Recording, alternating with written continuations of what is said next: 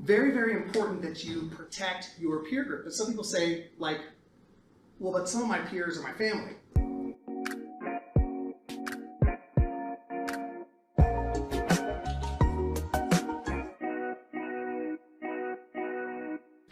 Love your family, but choose your peers. And here's what I mean. Your peer group, the expectations that your peer group will have a correlation on where you set your standards.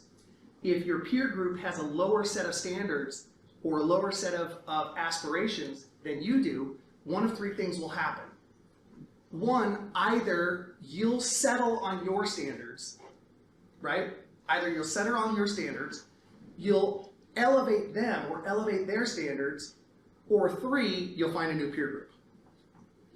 And here's why it's so powerful. What's one of the 6 human needs that's the most that we're most trying to achieve?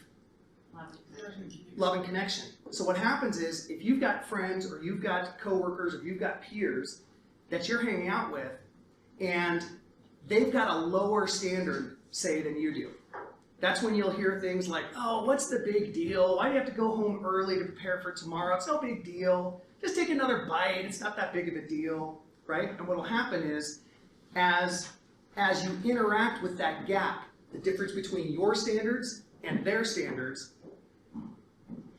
the danger is most often than not, you'll cave a little. And as you cave a little, your standards were lower. And so Jim Rohn always talked about you're the average of the 5 people that you hang out with the most. Protect that group. Like, be fanatical about who you actually consider your peers.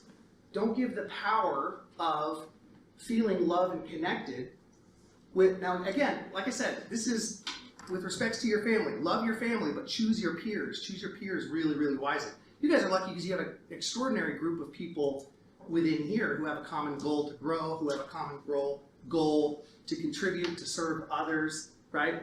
But for example, my nephew asked me, he's just joined the Air Force. So I have nephews just joined the Air Force, went through boot camp, and now he's in like regular enlisted duty.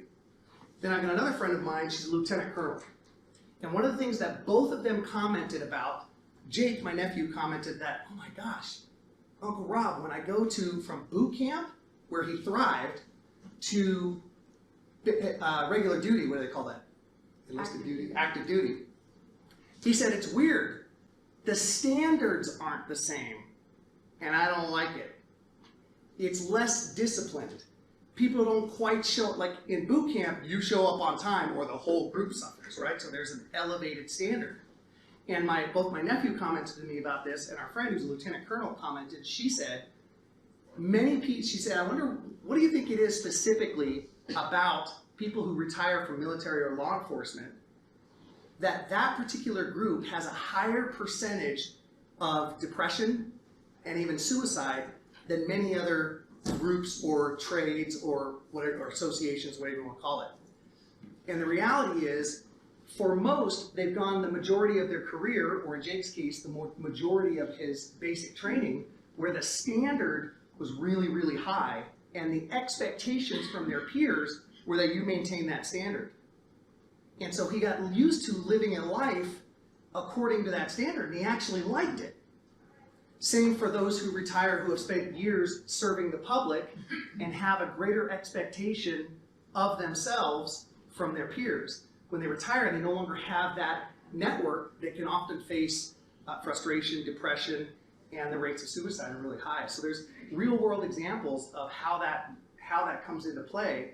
But my encouragement to you as we continue to grow is look for those peers that you can collaborate within and amongst yourselves. But have a criteria for it, right? Have a criteria that they match who you are aspiring to be as you grow. Does that make sense?